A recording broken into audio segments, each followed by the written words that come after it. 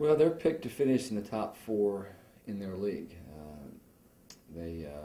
Dayton always seems to win that league, and then there's St. Louis and maybe Duquesne that are above them, but then they're the best of the rest. And new coach went in there, the former assistant at Michigan, took over that program last year.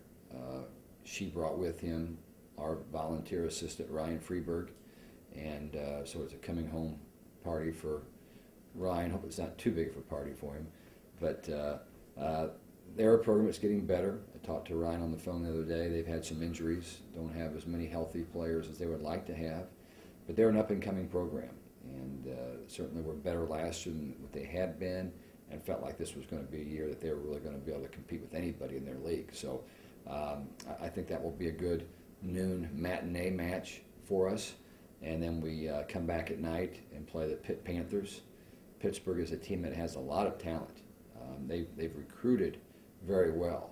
We played them 2 years ago in their tournament, and we handled them fairly easily. I think one of the sets was pretty tight, and I thought he had a lot of good players. He just had so many that he was playing too many, and just hadn't settled on a lineup yet at that point in time.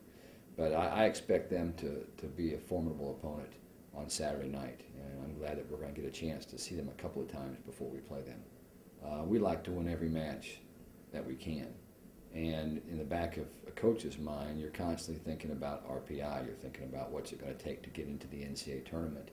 That's always, the first thing you think of when you schedule and when you play is, we've got to get in the NCAA tournament. So you look at the 11 non-conference matches that we're going to play to start the season, and potentially we could win 11 like we did last year, but we also could lose 4 or 5.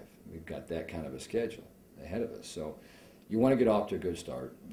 Northern Iowa is a team who last year had the #1 RPI in the country, so if you can beat a team like them, history indicates that they're going to always have a good RPI. They're going to usually win their league. Sometimes they go undefeated in their league, and that leads to a really high RPI. And then they play a good non-conference schedule, which also leads to a high RPI. So if you beat a high RPI team, that really benefits you in getting yourself positioned where you want to be. So at the end of the season, when the RPI comes out, and that's a big factor in what the NCAA committee looks at, you're going to be in pretty good shape. So, and we have a lot of those matches. We're playing Washington. We're playing who's going to finish in the upper 4 or 5 of the Pac-12. We're going to play LSU, who's probably going to finish in the top 3 of their division. We're going to play Rice, who's picked to finish second in their league.